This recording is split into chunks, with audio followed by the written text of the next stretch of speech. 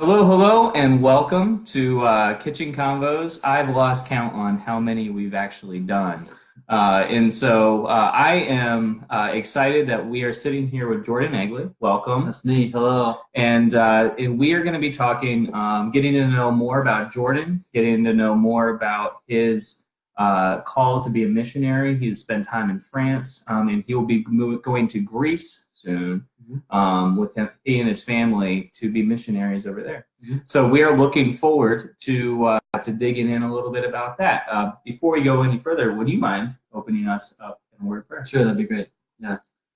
God, we just thank you for an opportunity to have a conversation, to interact in this way over Facebook. And we just pray that it would be honoring to you, our discussion, and that it would encourage us to walk with you even more closely. In Jesus' name, amen. Amen.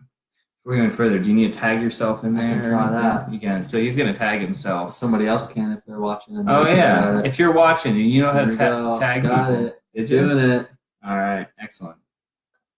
Today we have, there we go. Good old chamomile tea, caffeine free, so I won't be up all night. Same here.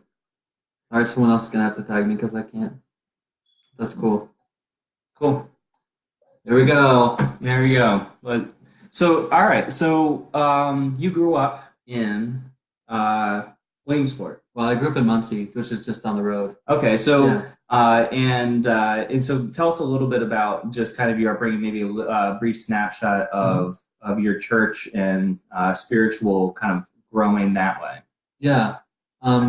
So my family, my parents still live in Pennsdale, just 15 minutes down the road here from Williamsport. And with them, we grew up in a Brethren church that actually met here in Williamsport. Okay. And when I was in high school, we started looking for an opportunity for my siblings and I to go to a youth group just to meet some other Christians. And Hey, Danielle. Hello.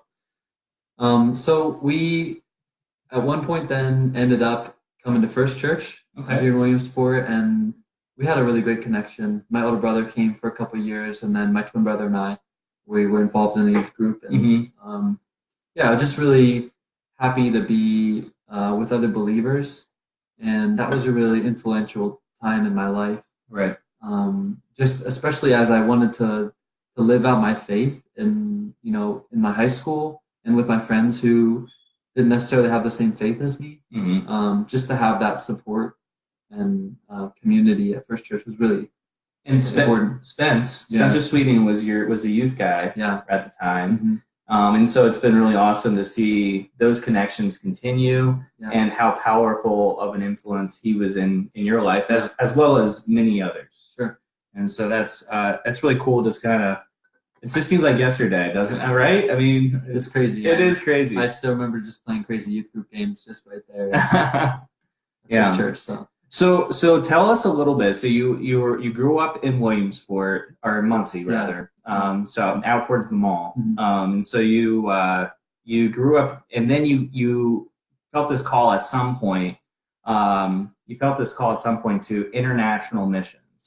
Can you tell us a little bit when that happened, how that came to be? And Dave, hello, and Molly, hello, April, hello. Again, we are here with Jordan Egli, who is here telling us about his experience as a missionary in France, and he's going to be sharing about his move to Greece here soon. Yeah. So just a little bit about our call. So I married my wife and I, Kate. We have 2 kids, Judah and Elias. And I'll just share a little bit about kind of what got us to France. And some people, use the word call, and they can describe a moment, or they can describe a time they were reading the Bible or something that felt them like that they felt like, hey, this was God telling me something specific to do. And for Kate and I, we have that experience where we felt like God has called us, but it wasn't necessarily specifically to France. We felt like, if I start with Kate's story, I'll just share briefly. When she was 9 years old, she was sitting in church, and there was a missionary sharing, and she was listening and just thinking, that's going to be me someday. So she had this call missions At 9 years old. since she was 9 years old. So it wasn't to a specific place or people, but that was always kind of there in the background. And for me, I never had that specific call. I'll use that word again. And hey, Kathy Jacobs. But yeah, just we came to a point in our marriage and in our story where my job was ending at a big church I was working at, and we were just praying about what's next. And so, like I said, Kate had always had that call, and at one point she was working at our mission sending organization, Greater Europe Mission, GEM. She was working at their office, and so she's hearing stories about what God's doing in Europe and missionaries who are sent over there, and awesome things are happening. So she'd come home from work and be like, "Hey, when are we going to Europe?" And I'm like, "Never." Like it wasn't something that like I was just interested in. Right. I mean, maybe some of you out there listening are like, "I love Europe and I want to move there," and that's great. That just Ratatouille. There you go. The That's movie pretty Brave, but that's UK. Anyway, so, but yeah. Yeah. So that was not my interest, just moving to Europe, France, but God changed my heart, and that really happened as we were praying through the process of what's next, and as we were praying, we felt like God's response came from Matthew 28 when He says, "Go make disciples of all nations," and so we kept praying about that because we felt like, okay, you said make disciples, we got that, we wrote it down, and we just say it like where, and the same answer, make disciples. And so we really felt like God started giving us go get your charger. We felt, I'll keep talking. Mitch is going to grab the charger here so we don't lose power. My wife and I just kept praying about that and feeling like God was still saying, make disciples, and He was giving us a choice on where to do that. So we had the opportunity to move to Europe. We were looking at a couple different countries and kind of landed on France. And I won't share all the details about that, but that's kind of how we landed in France. So there was part of it, like I was using like the phrase I call, that we felt like God was putting that on our hearts to do something international, that God had put that especially on Kate's heart when she was 9. But then both of us together, we felt like what God was asking us to do was make disciples. So that's kind of what led us there. That's great, and that wasn't a short period of time. That was over a long period of time of prayer, of discernment, asking questions. Was it scary? I mean, making that jump.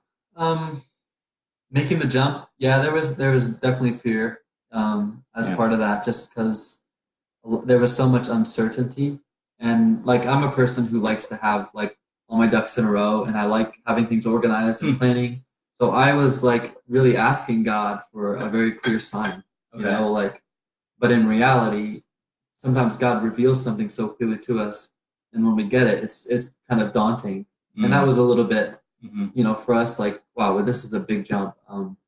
There was fear of the unknown, and what about the language, and what about the way they greet, and and you're so far away from home. Yeah. I mean, I know for me personally, when I think of that, that's one of the things that comes to my mind.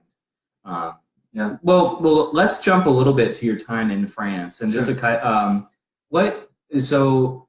start with the question of what did you learn? Like, what did you that really sticks out to you now that you're back in the States you've been back for how long? About a year. About a year. Almost a year. Looking back on that experience, what really sticks out to you that you learned from that experience? Yeah, I mean, there's a whole lot. What did we learn? The first thing that comes to mind is the French language.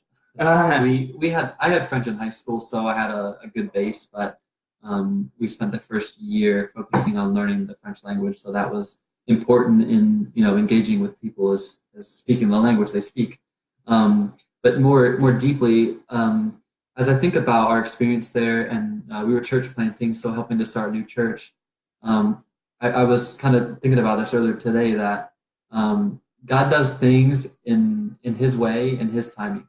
And so there are a lot of ideas we had that we thought were good, and we tried them and they didn't work. Yeah. And that's not because we didn't plan well or weren't strategic or or didn't have good intentions. It was just that God wanted to work differently. And so, the opposite was true, where there were other times where we thought, well, I don't know if this is a good idea, but let's try it. And we would really see God being behind it. And there being results and people responding. It reminds me, being in ministry is more similar to being a gardener than it is being an architect.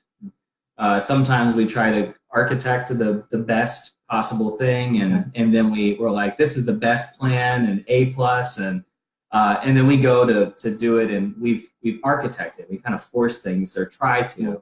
When in reality, it's more like gardening, where we're responsible for certain things. We can till the ground. We can make sure there's enough sunlight. We can water, et cetera, et cetera. But we can't scream at the seed to grow. And so that's what it reminded me of as you were talking. The phrase my dad uses is pray for wind, but row for shore.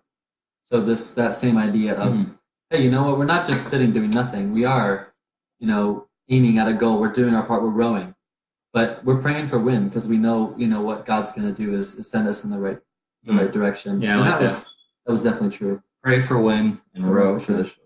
Yeah, there you go. That's good. Good work, Dan. Good work. So my next question for you is, what did you need to unlearn?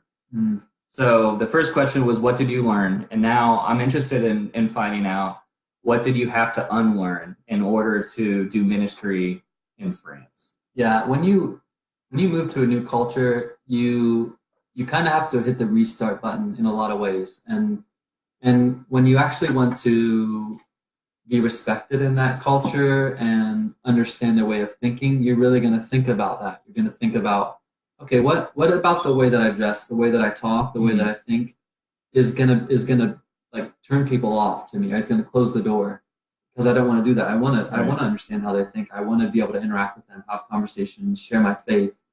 So you really have to kind of start over, and it's a very introspective process. And I was kind of thinking about this with my wife, and I asked her that question, like, what's something we had to unlearn? And she said, like, everything. And the reason she said that is, when you learn a new language, you all of a sudden, you lose all of your ability in terms of communication, because, you might be, you might work at NASA and have, incredible intelligence and ability, but if you can't communicate that, it's not worth anything.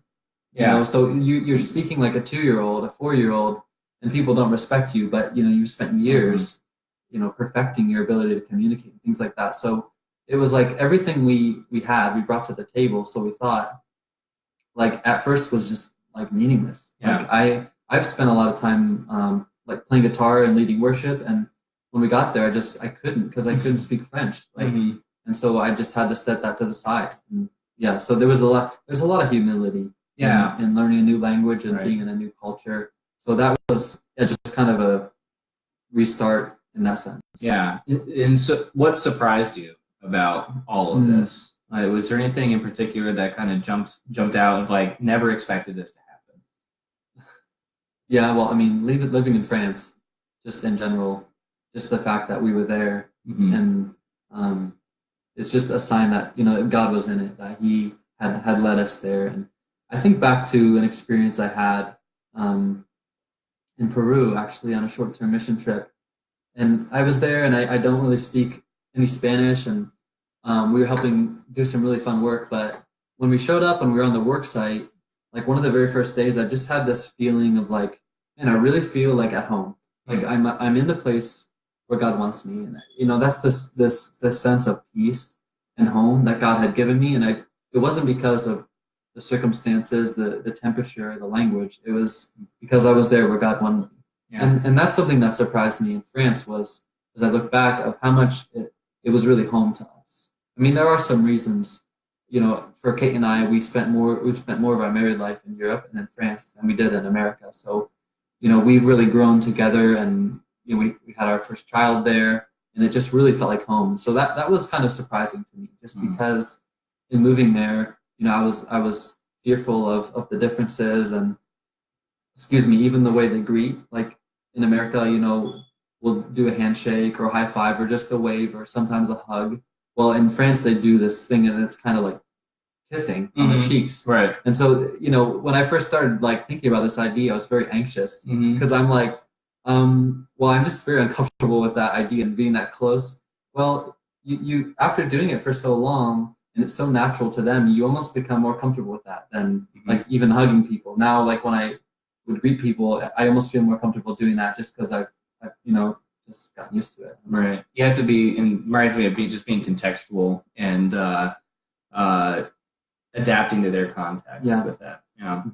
Well, so I'm interested in talking a little bit about the differences between Christianity from the United States and in Europe. Yeah. And so so part of the work that I get to do with Fresh Expressions, and Fresh Expressions started in the UK maybe around 20 or 25 years ago. And I won't get into what Fresh Expressions is, but essentially the definition of what a fresh expression is it's a form of church for a changing culture, primarily established for those who are not part of any church yet.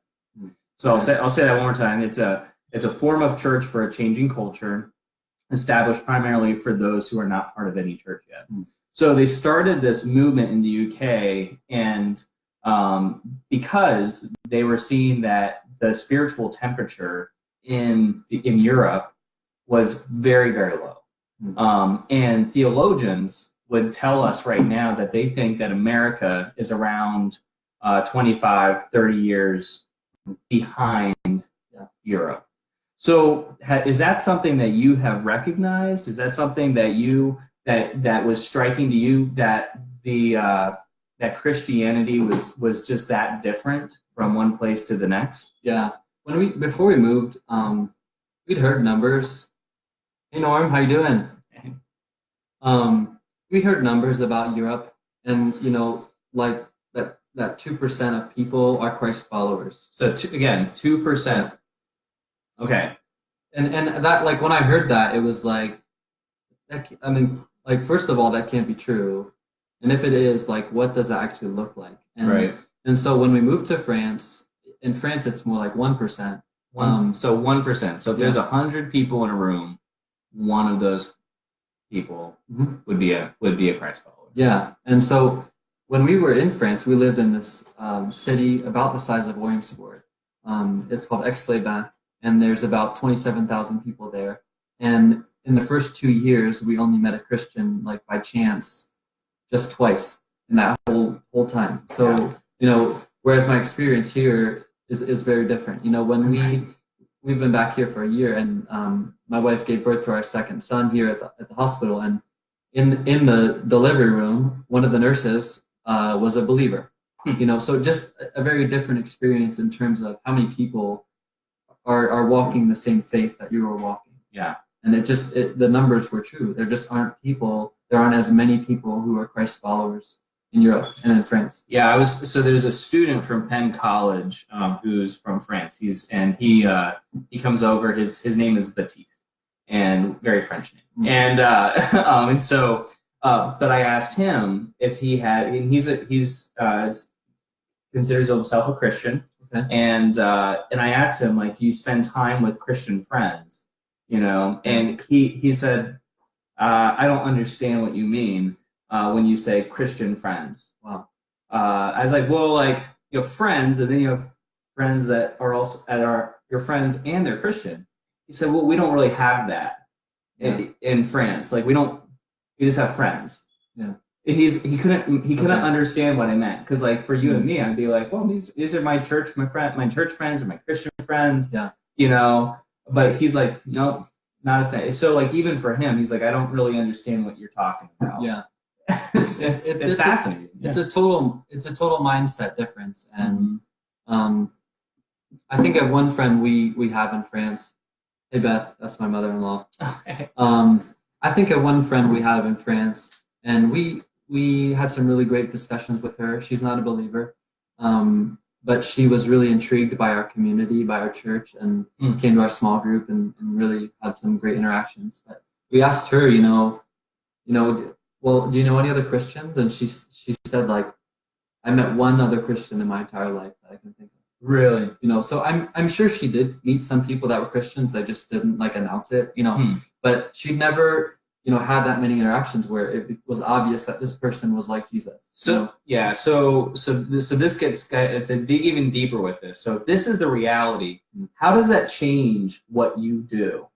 Like, I mean, we kind of have like discipleship strategies in the United States, like, and we can, if somebody goes to church and says I'm a believer, we're like, okay, well, small group, Sunday morning message, mission trip, service projects, tithing.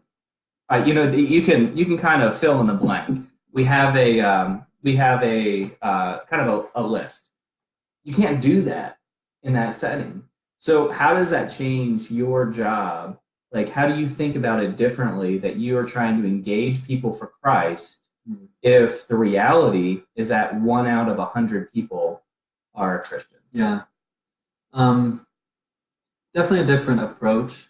At the same time, if we want to share our faith, we just have to have integrity. We have to be Christ-like in all settings, whether we're with another group of people that are Christians or not. There's an element of integrity and character that needs to be there for our message to ring true for people. Right. And that's true in cultures where the majority are not believers. But I think you have to be careful in how you communicate and not assume that you can use a certain language and people are going to understand. I mean, we have a lot of churchy words, but not a lot of people, if they're not faith people, understand those. So if you start saying grace, if you start saying like even forgiveness on a deeper sense, like words that are more Christian, they're not going to get it. Yeah. So you have to be careful even how you speak and not. In France, I would never assume that a person would understand those. Some of those words or these concepts. Yeah. Like, why would we come together to worship? I'm going to ask this question. Danielle has a great question. And hello, Patty. Danielle has a great question. Maybe I missed this, but what do they believe?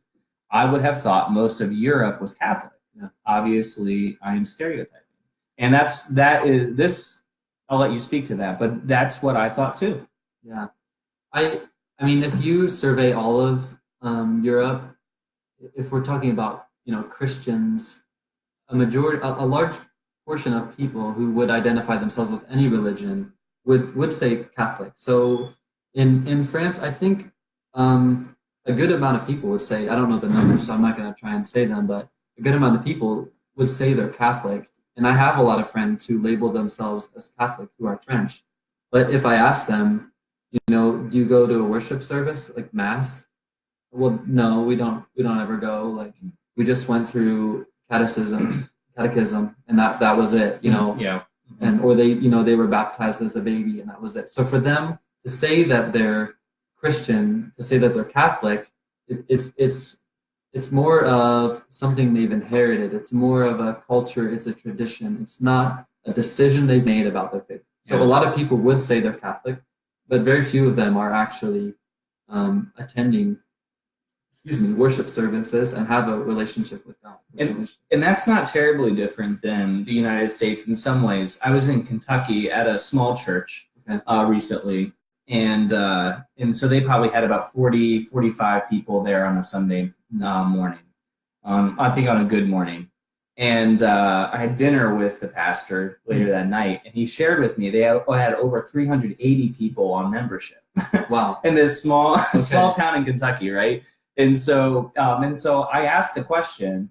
I was like, well, why don't you just remove them from membership? And he said, well, if I did, their mom and their grandma is going to come over to my house and tell me that why I can't do it. To your point, it was something that really they might never show up, but there is a certain cultural importance, where like somewhat identity. I'm not sure how to describe it. I think you were doing a better job than me, but anyway, I found that really interesting. And a lot of people will associate certain parts of our faith with being saved, and so in France, I know people, and in America as well, who will have their kids baptized, and they'll have them go through a confirmation class. Well, after their kid is baptized, you never see them in a church service. I'm good, thanks. You never see them in a church service again. And for them, they just think like, hey, I got fire insurance. Like they're saved, it's good. And I think baptism is something we're called to, but I think we're called to be in community long term. It's like being a part of a family. You don't just check in and check out. Right. Like you're a part of that family. And so that's true for people in France too. So would it be fair to say that a part of what you try to accomplish is to create this family while you're over there? Yeah, that's one thing we really focused on was creating community. And I would say that and you might think like, well, I'm a part of a community. I'm a part of a family. I'm a part of the school. I'm a part of the sports team. But we really think that we were created to be in relationship with each other on a really deep level, and to have intimate relationships with each other and with God. And a lot of people in France and in Europe, they have connections. They are in groups. They're part of a group, but they're missing this real deep connection with each other and with God. And I think without that, with that true, I'll use a Christian word, fellowship, a deep connection with each other, they're missing something. And so that's something we created. And so just one quick story. When we moved to France, we really didn't want to like speak English. We wanted to move there and speak French because we're living in France. Well, when we were there, people just kept asking us when they heard our accent, like, "Oh, you speak English? Can you help me with my English?" And at first we're like, "No, we're here for French." But people kept asking. We're like, "All right, we're gonna do this." They want to practice their English with you. Yeah. And so we created these English conversation groups to just give people, hey Megan, Patty, Betty, some of my relatives and friends. Great. We just created this environment. We tried to create community where people could come and feel safe, because especially in the French education system, it's very shame-based. So if you give the wrong answer in class, like you're made fun of, you're put down by the teacher. And so if you know the right answer, you can say it, but man, you're pretty scared to say it. Well, we wanted to create a space where people felt this safety. They felt grace. They felt, you know what, I'm practicing a language. It's uncomfortable. I sound funny, but we're in it together. And we're not going to harm each other. We're going to encourage one another. And as we were ending that that group, as we moved away from France, we just had really good feedback. I can think of one lady who came up to us like with tears in her eyes, saying how thankful she was, for the group. Yeah, one of the things with the Acts Network, with Fresh Expressions, one of the main things that we try to accomplish is we try to help people trust Christians a little bit more. Yeah, trust Christians and trust Jesus a little bit more. And so that sounds very similar to what you get a chance to do. What you are doing is that you get to be incarnational, be in a space, and you get to interact and build community and help people trust Christians a little bit more, which allows them to be more receptive to hearing truth, hearing the Word of God, perhaps for the first time. Yes. That's wonderful. Well, so our time is quickly coming to close, but I do want to hear, you are going to be going to Greece, and I would love to hear a little bit about that. I'd love to hear just what you're excited about. Tell us a little bit about Greece just overall. Yeah. So my wife and I had decided in the last couple months that we're going to move to a small Greek island called Lesbos, and it's just off the coast of Turkey. And the reason we're moving there is to work with refugees. And there are thousands of refugees stuck on this island in the process of trying to get into Europe or a different country, seeking asylum. So, many people have seen videos and heard of the more recently popular phrase like refugee crisis. And it's a crisis, that's been going on for years. Right. And so Kate and I just have this opportunity, and God has made it very clear that he wants us to move to Lesbos and work with the refugees. And it's a really amazing opportunity because, yes, it's very sad. It's very difficult. It's hard to hear about the stories and what people are going through, but what an amazing opportunity we have to be there with them, to hear their story. And when we were going to a worship service recently, the pastor Spencer Speeding was sharing and saying that as Jesus looked at people, he had compassion. And the way he phrased it was, seeing leads to caring, and caring leads to action. And that's something that definitely rings true for us, and kind of why we're going there, and this opportunity is that we just kind of heard about and started seeing the refugee situation. And it started growing on our hearts. Man, this is really difficult. I would want to respond, and it has then moved to us acting and wanting to participate. So that's what our plan is. Yeah, the word compassion, I believe translated means to suffer with. Wow. So as I've kind of learned, I've thought about that Christians are called to and commanded to be compassionate, right, and to have compassion, which means to suffer with. Yeah.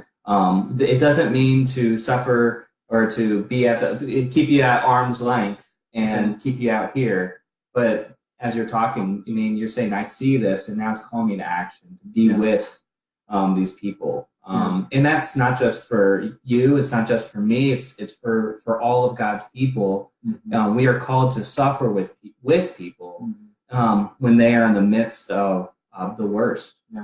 It sounds like that's part of what you get to do. That's a good way of putting words to it. And I think, you hear like stories of other people and the steps they take, and for us, that's the way that God's leading us. But God breaks everyone's hearts in different ways. And, for us, it means moving to a different country and walking outside of people who have, pretty crazy stories. But I think, we can be just as faithful with something that might seem simpler. And so, you're standing outside of a grocery store, putting your groceries away, and you see a need of someone else, trying to put their groceries away, or with a kid or something. Like, God might be calling you to step in and help that person. And it's like you said, just helping people, walking alongside of them. So I think about, opportunities we have already had. We spent 2 months already on this island, and just a lot of time to hear people's stories. And it was really heartbreaking. But there wasn't much we could do, because they're asking for so many things, and we just don't have enough money. We don't have enough resources to help them. And to just say, like, yeah, I'm sorry, you deserve a bigger tent to live in. I don't have it. I'm really sorry. And really to just honestly feel that sorrow for them, with them, and to walk alongside of them of the difficult situation they're in. And not necessarily always having the right answer, not having a lot to do, but just being there with them and showing compassion in that way. It's beautiful. It's wonderful. Well, to close out our time, I love to ask you the question: what encouragement would you give to us sitting here? Perhaps we're at a place where we're unsure of the future. Like you said, I never wasn't sure I was going to go to France. But you followed a call. You took a leap of faith, as it were. What encouragement could you give to us sitting here along those lines? Yeah, we kind of touched on this already, but God calls us to pretty crazy things that are sometimes for us illogical, outside of our comfort zone. I mean, sometimes He will call us to something that makes sense, and we're already headed that way, and we just keep going that way. But other times, He's going to call us, to do something that is totally like not us, And for me, that's my story. Moving to France is not something that I would have thought I would, pursue. But when God calls us to something, like there is definitely a leap of faith, So an encouragement I would have is be bold, in when God asks you to do something crazy, to say, you know what, God, I am afraid, but I really believe you're calling me to this, and I want to step out in faith. And the other part of it that goes alongside of it is, we often see like, oh, God is calling me like to something really far away, and there's no way I can get from where I am to where He's calling me. And I think really it starts with us just taking one step at a time. So for Kate and I, it was like, oh God, you really you might want us in Europe. Like, let's talk with someone who does that. Oh, let's go on a trip there and see.